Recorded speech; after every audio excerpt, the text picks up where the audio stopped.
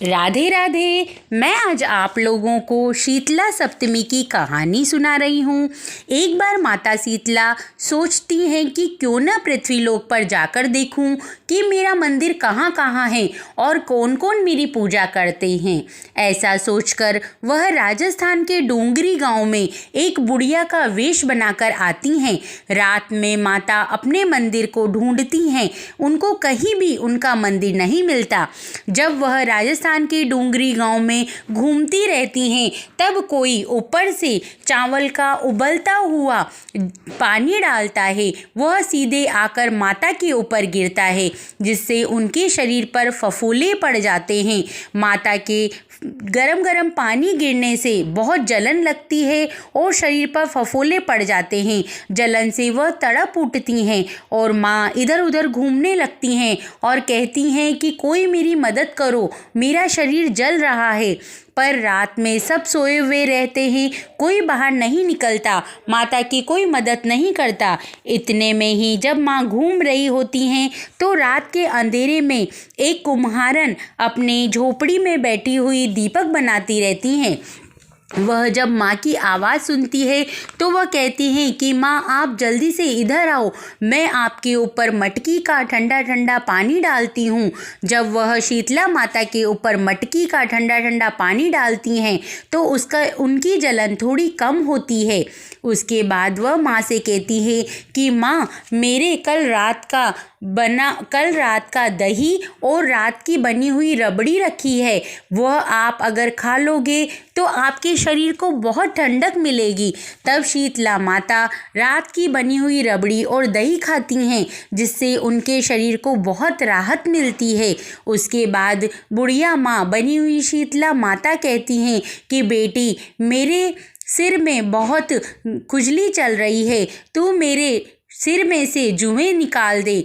जैसे ही कुम्हारन माता के सिर में ऐसे बाल हटाती हैं तो उनको वहाँ पर तीसरा नेत्र दिखाई देता है।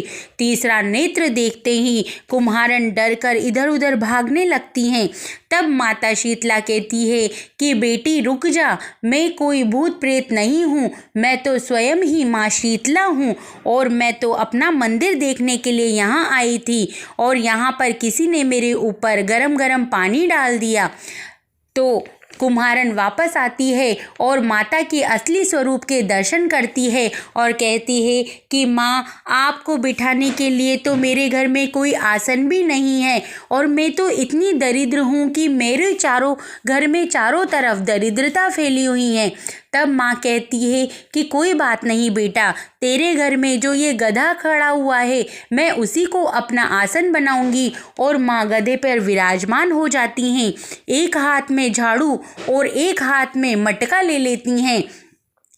शीतला माता झाड़ू से उस कुम्हारन की सारी दरिद्रता को बाहर झाड़ू से साफ कर देती हैं और कहती हैं कि मांग बेटी मांग, मैं तेरी सेवा से बहुत खुश हुई हूँ।